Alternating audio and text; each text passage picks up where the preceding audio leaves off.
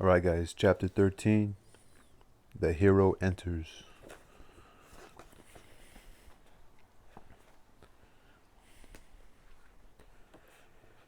And so the unknown man shook his finger at Ivan and whispered, "Shh."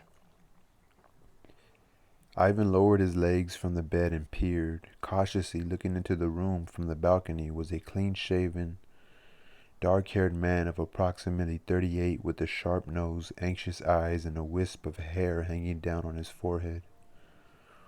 Having listened and made sure that Ivan was alone, the mysterious visitor took heart and stepped into the room.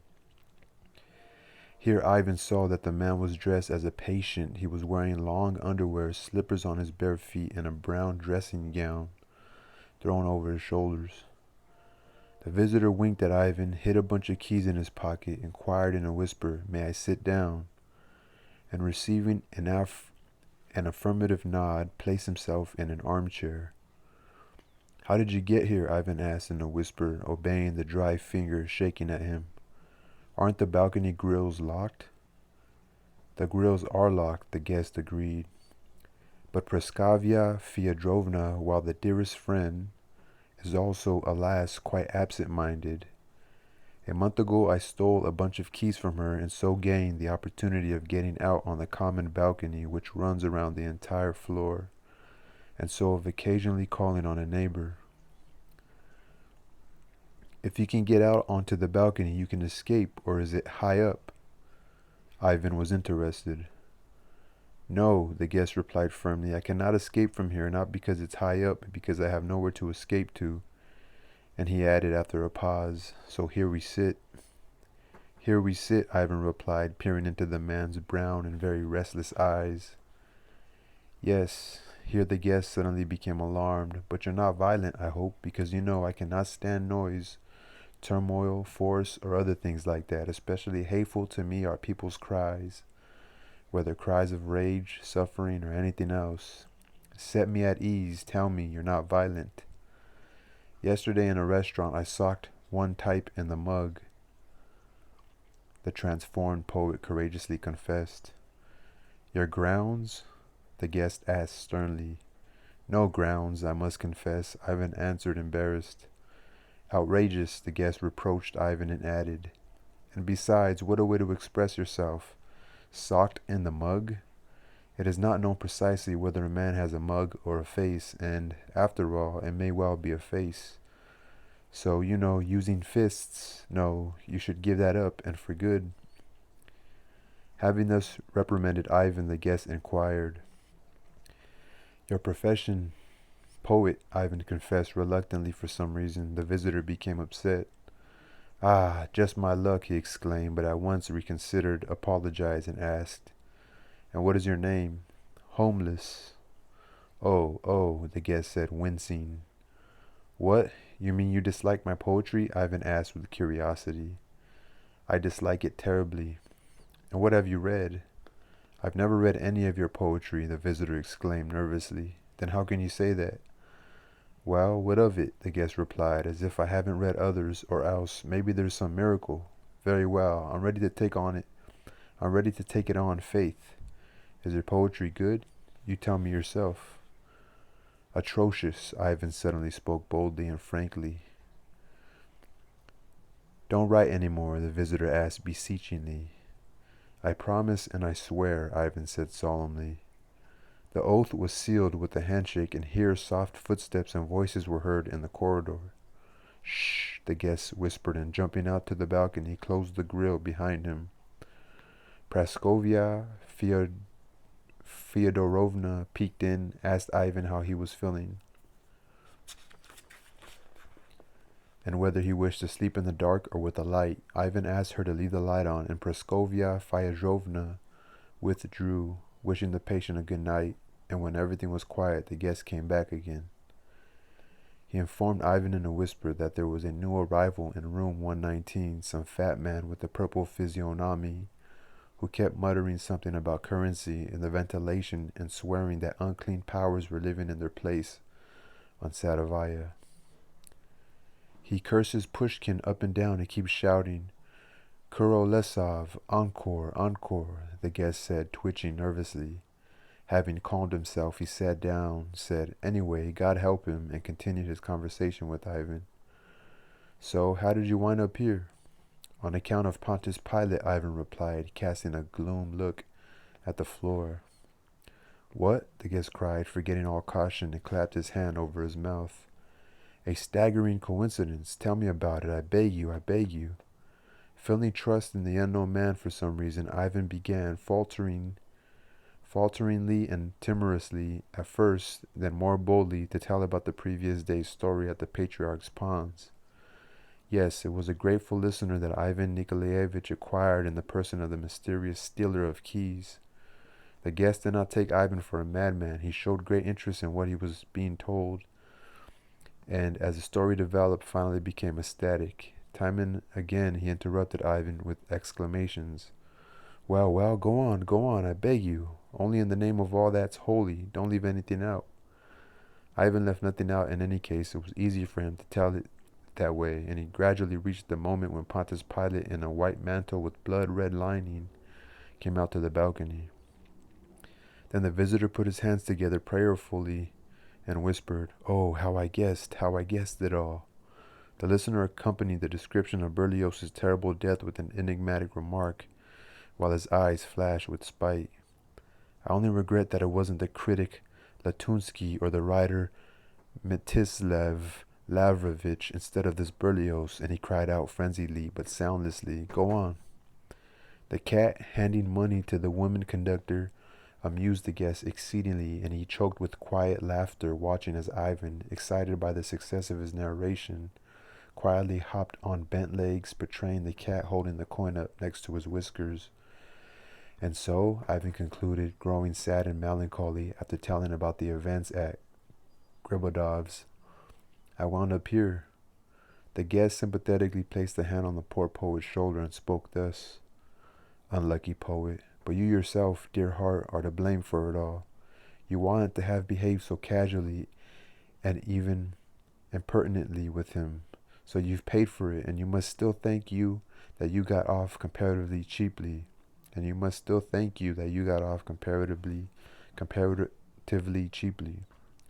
But who is he, finally?" Ivan asked, shaking his fist in agitation.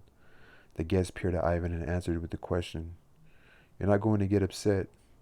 We're all unreliable here. There won't be any calling for the doctor, injections, or other fuss." "No, no," Ivan exclaimed. "Tell me, who is he?" "Very well," the visitor replied, and he said weightily and distinctly, "Yesterday at the Patriarch's ponds you met Satan." Ivan did not get upset as he had promised, but even so he was greatly astounded.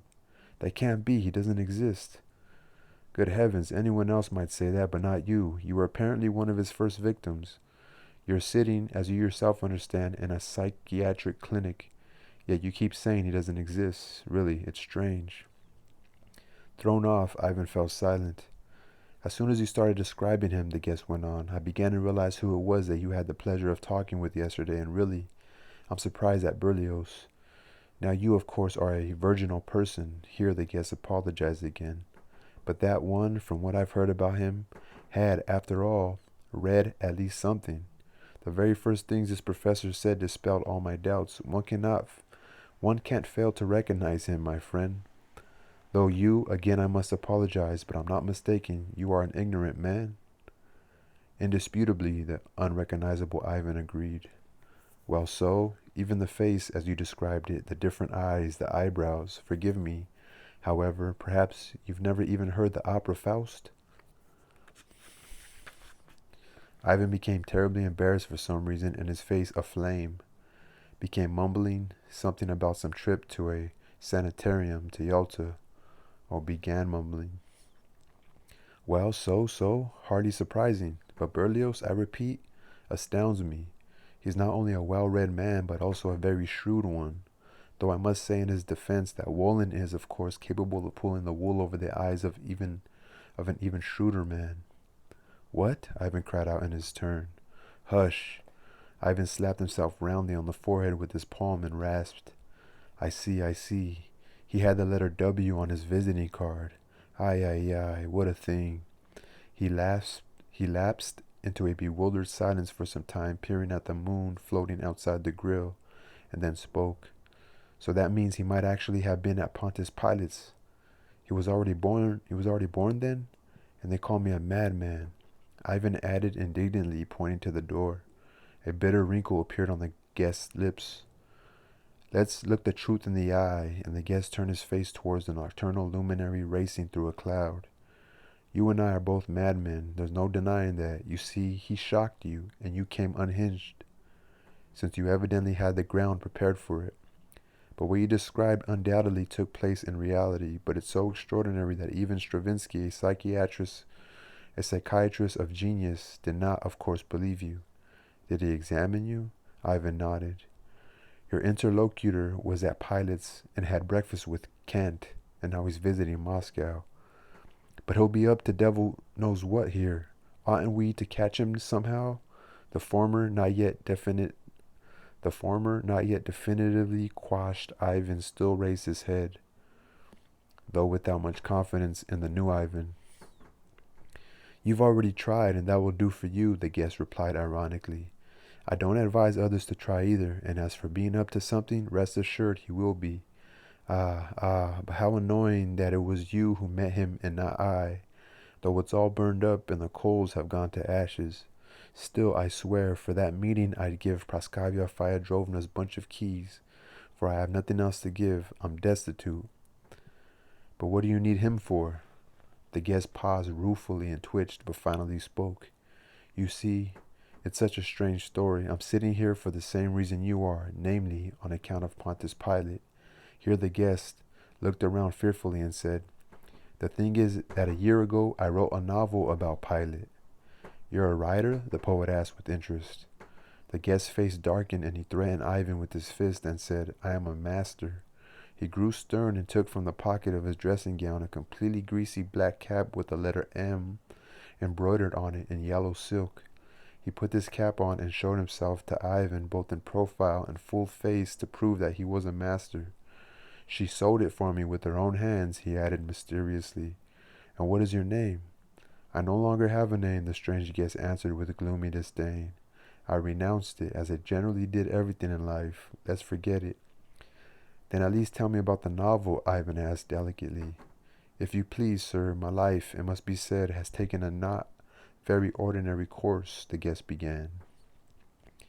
A historian by education, he had worked until 2 years ago at one of the Moscow museums, and besides that, had also done translations. From what language? Ivan interrupted curiously. I know 5 languages besides my own, replied the guest. English, French, German, Latin, and Greek. Well, I can also read Italian a little. Oh my, Ivan whispered enviously. The historian had lived solitarily, had no family anywhere, and almost no acquaintances in Moscow. And just think, one day he won 100,000 rubles. Imagine my astonishment, the guest in the black cap whispered, when I put my hand in the basket of dirty laundry, and lo and behold, it had the same number as in the newspaper. A state bond, he exclaimed. They gave it to me at the museum. Having won 100,000 rubles, Ivan's mysterious guest acted thus, bought books, gave up his room on Myasnitskaya. Oh, that accursed hole, he growled, and rented from a builder in a lane near the Arbat. 2 rooms in the basement of a little house in the garden. He left his work at the museum and began writing a novel about Pontius Pilate. Ah, that was a golden age, the narrator whispered, his eyes shining. A completely private little apartment plus a front hall with a sink in it. He underscored for some reason with special pride little windows just level with the paved walk leading from the gate. Opposite, only 4 steps away, near the fence, lilacs, a linden, and a maple. Ah. In winter, it was very seldom that I saw someone's black feet through my window and heard the snow crunching under them. And in my stove a fire was eternally blazing. But suddenly spring came, and through the dim glass I saw lilac bushes, naked at first, then dressing themselves up in green. And it was then, last spring, that something happened far more delightful than getting 100,000 rubles. And that, you must agree, is a huge sum of money. That's true, acknowledged the attentively listening Ivan. I opened my little windows and sat in the second quiet. No, I opened my little windows and sat in the second, quite minuscule room. The guest began measuring with his arms. Here's the sofa and another sofa opposite and a little table between them with a beautiful night lamp on it and books nearer the window, and here a small writing table, and in the first room a huge room, 150 square feet. Books, and the stove. Ah, what furnishings I had. The extraordinary smell of the lilacs in my head was getting light with fatigue, and Pilate was flying to the end. White mantle, red lining, I understand, Ivan exclaimed. Precisely so. Pilate was flying to the end, and I already knew that the last words of the novel would be, the fifth procurator of Judea, the equestrian Pontius Pilate. Well, naturally, I used to go out for a walk. 100,000 is a huge sum, and I had an excellent suit, where I'd go and have dinner in some cheap restaurant. There was a wonderful restaurant on the Arbat. I don't know whether it exists now. Here the guest's eyes opened wide, and he went on whispering, gazing at the moon. She was carrying repulsive, alarming yellow flowers in her hand. Devil knows what they're called, but for some reason they're the first to appear in Moscow, and these flowers stood out clearly against her black spring coat. She was carrying yellow flowers, not a nice color. She turned down a lane from Tverskaya and then looked back. Well, you know Tverskaya. Thousands of people were walking along Tverskaya, but I can assure you that she saw me alone and looked not really alarmed, but even as if in pain. And I was struck not so much by her beauty as by an extraordinary loneliness in her eyes, such as no one had ever seen before. Obeying this yellow sign, I also turned the lane and followed her. We walked along the crooked, boring lane silently, I on one side, she on the other, and imagined there was not a soul in the lane. I was suffering because it seemed to me that it was necessary to speak to her, and I worried that I wouldn't utter a single word, and she would leave and I never see her again, and imagined suddenly she began to speak. Do you like my flowers? I remember clearly the sound of her voice, rather low, slightly husky, and stupid as it is, it seemed that the echo resounded in the lane and bounced off the dirty yellow wall. I quickly crossed to her side and, coming up to her, answered, No. She looked at me in surprise, and I suddenly and quite unexpectedly understood that all my life I had loved precisely this woman. Quite a thing, eh? Of course, you'll say I'm mad.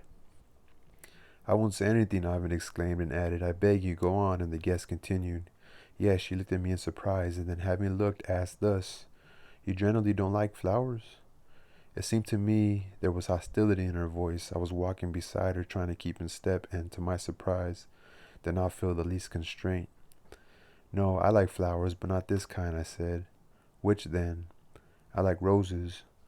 Then I regretted having said it because she smiled guiltily and threw the flowers into the gutter. Slightly at a loss, I nevertheless picked them up and gave them to her. But she, with a smile, pushed the flowers away, and I carried them in my hand. So we walked silently for some time, until she took the flowers from my hand and threw them to the pavement, then put her own hand in a black glove with a bell-shaped cuff under my arm, and we walked on side by side. Go on, said Ivan, and please don't leave anything out. Go on, repeated the visitor. Why, you can guess for yourself how it went on. He suddenly wiped an unexpected tear with his right sleeve and continued. Love leaped out in front of us like a murderer in an alley leaping out of nowhere, and struck us both at once, as lightning strikes, as a finished knife strikes. She, by the way, insisted afterwards that it wasn't so, that we had, of course, loved each other for a long, long time, without knowing each other, never having seen each other, and that she was living with a different man, as I was too then, with that. What's her? With whom? Asked Holmes. With that, well, with, replied the guest, snapping his fingers. You were married? Why, yes, that's why I'm snapping. With that, Varenka Manechka. No, Varenka, striped dress, the museum, anyhow, I don't remember. Well, so she says she went out that day with yellow flowers in her hand so that I would find her at last, and that if it hadn't happened, she would have poisoned herself because her life was empty. Yes, love struck us instantly. I knew it that same day, an hour later, when, without having noticed the city, we found ourselves by the Kremlin wall on the embankment. We talked as if we had parted only the day before, as if we had known each other for many years. We arranged to meet the next day at the same place on the Moscow River, and we did. The May sun shone down on us, and soon, very soon, this woman became my secret wife. She used to come to me every afternoon, but I would begin waiting for her in the morning. This waiting exposed itself in the moving around the objects on the table. 10 minutes before, I would sit down by the little window and begin to listen for the banging of the decrepit gate. And how cautious, no, and how curious, before my meeting with her, few people came to our yard. More simply, no one came, but now it seemed to me that the whole city came flocking there. Bang goes the gate, bang goes my heart, and imagine, it's inevitably somebody's dirty boots level with my face behind the window. A knife grinder. Now, who needs a knife grinder in our house? To sharpen what? What knives? She would come through the gate once, but my heart would pound no less than 10 times before that. I'm not lying. And then when her hour came and the hands showed noon, it even wouldn't stop pounding until, almost without tapping, almost noiselessly, her shoes would come even with my window, their black suede bows held tightly by steel buckles. Sometimes she would get mischievous, pausing at the second window and tapping the glass with her toe. That same instant I would be at the window, but the shoe would be gone. The black silk blocking the light would be gone. I'd go and open the door for her. No one knew of our liaison, I assure you of that. Though it never happens, her husband didn't know, her acquaintances didn't know. And the old house where I had that basement, people knew, of course. They saw that same woman visited me. They saw that some woman visited me. But they didn't know her name. Well, who is she? Asked Ivan, intrigued in the highest degree by this love story. The guest made a gesture signifying that he would never tell that to anyone, and went on with his story. Ivan learned that the master and the unknown woman loved each other so deeply that they became completely inseparable. Ivan could clearly picture to himself the 2 rooms in the basement of the house, where it was always twilight because of the lilacs and the fence. The worn red furniture, the bureau, the clock on it which struck every half hour, and books from the painted floor to the sooty ceiling, and the stove. Ivan learned that his guest and his secret wife, from the very first days of their liaison, had come to the conclusion that fate itself had thrown them together at the corner of Tverskaya and that lane, and that they had been made for each other for all the time. They had been made for each other for all time. Ivan learned from the guest's story how the lovers would spend the day. She would come and put on an apron first thing, and in the narrow front hall, where stood the same sink of which the poor patient was for some reason so proud, would light the kerosene stove on the wooden table, prepare lunch, and set it out on the oval table in the first room. When the May storms came and water rushed noisily through the gateway, past the near-sighted windows, threatening to flood their last refuge, the lovers would light the stove and bake potatoes in it. Steam rose from the potatoes. The black potato skins dirtied their fingers. Laughter came from the basement. The trees in the garden after rain shed broken twigs, white clusters. When the storms ended and sultry summer came, there appeared in the vase the long-awaited roses they both loved. The man who called himself a master worked feverishly on his novel, and this novel also absorbed the unknown woman.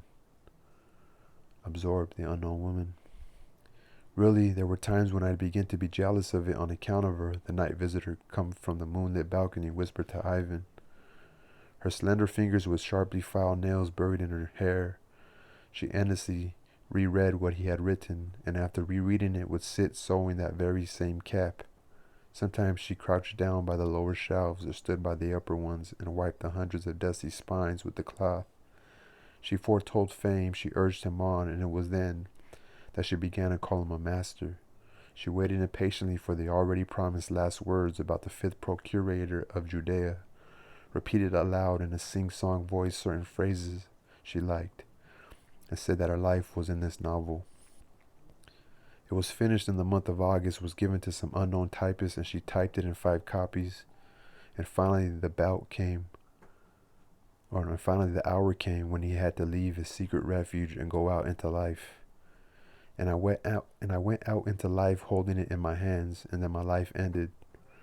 The master whispered and drooped his head, and for a long time nodded the woeful black cap with the yellow letter M on it. He continued his story, but it became somewhat incoherent. One can only understand that some catastrophe had then befallen Ivan's guest. For the first time I found myself in the world of literature, but now, when it's all over and my ruin is clear, I recall it with horror. The master whispered solemnly and raised his hand. Yes, he astounded me greatly. Ah, how he astounded me. Who? Ivan whispered barely audibly, fearing to interrupt the agitated narrator. Why, the editor, I tell you, the editor. Yes, he read it all right. He looked at me as if I had a swollen cheek, looked sidelong into the corner, and even tittered in embarrassment. He crumpled the manuscript needlessly and grunted. The questions he asked seemed crazy to me. Saying nothing about the essence of the novel, he asked me who I was, where I came from, and how long I had been writing, and why no one had heard of me before, and even asked what, in my opinion, was a totally idiotic question: who had given me the idea of writing a novel on such a strange theme. Finally, I got sick of him and asked directly whether he would publish the novel or not. He started squirming, mumbled something, and declared that he could not decide the question on his own, that other members of the editorial board had to acquaint themselves with my work, namely the critics Latunsky and Erimam, and the writer Mitzlav Lavrovich. He asked me to come in 2 weeks. I came in 2 weeks and was received by some girl whose eyes were crossed towards her nose from constant lying. That's Lapshenokova, the editorial secretary, Ivan said with a smirk. He knew very well the world described so wrathfully by his guest. Maybe, the other snapped, and so from her I got my novel back already quite greasy and disheveled. Trying to avoid looking me in the eye, Lapshenokova told me that the publisher was provided with material for 2 years ahead, and therefore the question of printing my novel, as she put it, no longer arises. What do I remember after that? The master muttered, rubbing his temple. Yes, red petals strewn across the title page, and also the eyes of my friend. Yes, those eyes I remember. The story of Ivan's guest was becoming more confused, more filled with all sorts of reticences. He said something about slanting rain and despair and the basement refuge, about having gone elsewhere. He exclaimed in a whisper that he did not blame her in the least for pushing him to fight. Oh no, he did not blame her. Further on, as Ivan heard, something sudden and strange happen. One day our hero opened a newspaper and saw in it an article entitled "An Enemy Sortie" by the critic Ereman, in which Ereman warned all and sundry that he, that is, our hero, had attempted to foist into print an apology for Jesus Christ. Ah, I remember, Ivan cried out, but I've forgotten your name. Let's leave my name out of it. I repeat, it no longer exists, replied the guest. That's not the point. 2 days later, in another newspaper, over the signature of Mitzlav Lavrovich, appeared another article in which its author recommended striking hard at Pilatism, and at the icon dauber who had ventured to foist it, again that accursed word, into print. Dumbfounded by this unheard of word, Pilatism, I opened a third newspaper. There were 2 articles in it, one by Latunsky, the other signed with the initials N.E. I assure you the works of Ardaman and Lavrovich could be counted as jokes compared with what Latunsky wrote. Suffice it to say that Latunsky's article was entitled "A Militant Old Believer." I got so carried away reading the article about myself that I didn't notice I had forgotten to lock the door, how she came in and stood before me with a wet umbrella in her hand and wet newspapers as well. Her eyes flashed fire, her trembling hands were cold. First she rushed to kiss me, then in a hoarse voice and pounding the table with her fist, she said she would poison Latunsky. Ivan grunted somewhat embarrassedly, but said nothing. Joyless autumn days set in, the guest went on. The monstrous failure with this novel seemed to have taken out a part of my soul. Essentially speaking, I had nothing more to do, and I lived from one meeting with her to the next. And it was at that time that something happened to me. Devil knows what. Stravinsky probably figured it out long ago. Namely, anguish came over me and certain forebodings appeared. The articles, please note, did not cease. I laughed at the first of them, but the more of them that appeared, the more my attitude towards them changed. The second stage was one of astonishment. Some rare falsity and insecurity could be sensed literally in every line of these articles, despite their threatening and confident tone.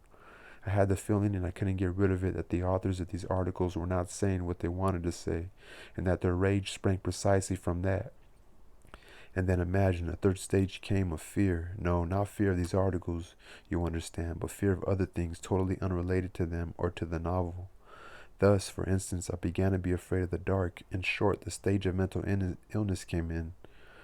The stage of mental illness came. It seemed to me, especially as I was falling asleep, that some very cold and pliant octopus was stealing with its tentacles immediately and directly towards my heart, and I had to sleep with the light on. My beloved changed very much, of course. I never told her about the octopus, but she could see that something was going wrong with me. She became thinner and paler, stopped laughing, and kept asking me to forgive her for having advised me to publish an excerpt. She said I should drop everything and go to the south, to the Black Sea, and spend all that was left of the 100,000 on the trip. She was very insistent, and to avoid an argument, something told me I was not to go to the Black Sea. I promised her that I'd do it one of those days, but she said she would buy me the ticket herself. Then I took out all the money, that is, about 10,000 rubles, and gave it to her. Why so much? She was surprised.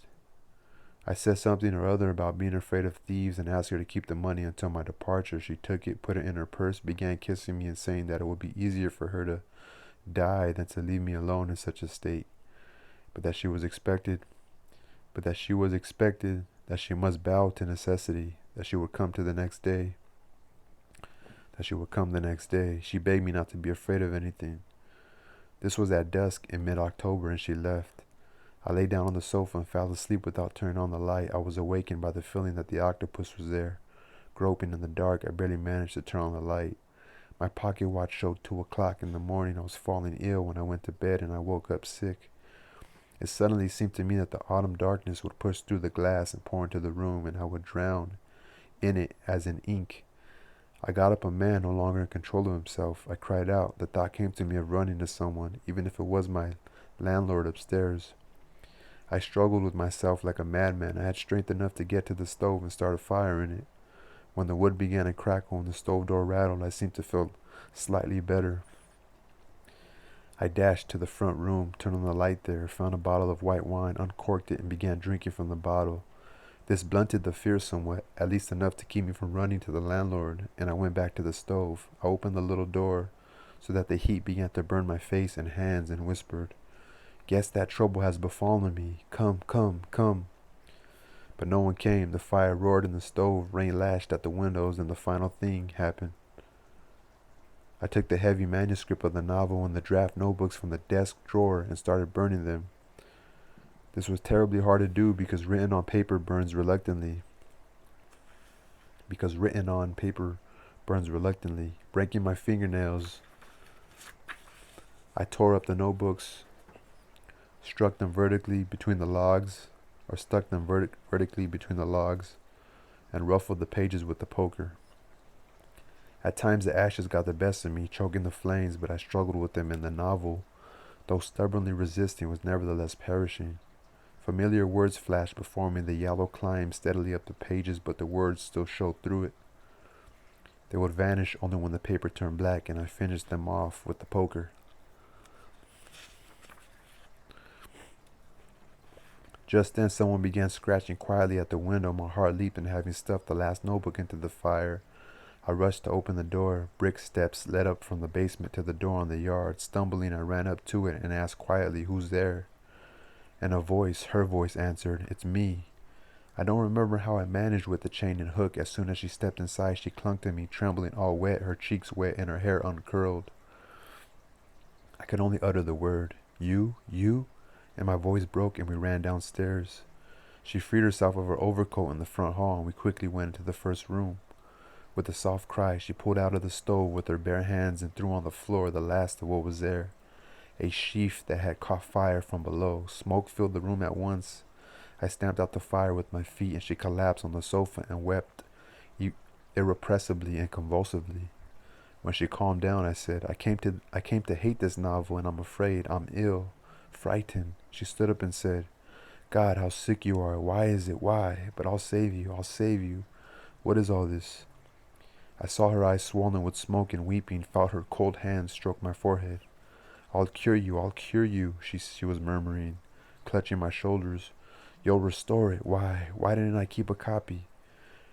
She bared her teeth with rage. She said something else inarticulately. Then, pressing her lips, she began to collect and smooth out the burnt-edged pages. It was some chapter from the middle of the novel, I don't remember which. She neatly stacked the pages, wrapped them in paper, tied them with a ribbon. All her actions showed that she was full of determination, and that she had regained control of herself. She asked for wine, and having drunk it, spoke more calmly. "This is how one pays for lying," she said. "I don't want to lie anymore. I'd stay with you right now, but I'd rather not do it that way. I don't want it to remain forever in his memory that I ran away from him in the middle of the night. He's never done me any wrong. He was summoned unexpectedly. There was a fire at the factory, but he'll be back soon. I'll talk with him tomorrow morning. I'll tell him that I love another man and come back to you forever. Or maybe you don't want that. Answer me." "Poor dear, my poor dear," I said to her. "I won't allow you to do it. Things won't go well for me, and I don't want you to perish with me." "Is that the only reason?" she asked, and brought her eyes close to mine. "The only one." She became terribly animated. She clung to me, put her arms around my neck, and said, "I'm perishing with you. In the morning I'll be here." And so, the last thing I remember from my life is a strip of light from my front hall, and in that strip of light, an uncurled strand of hair, her beret, and her eyes filled with determination.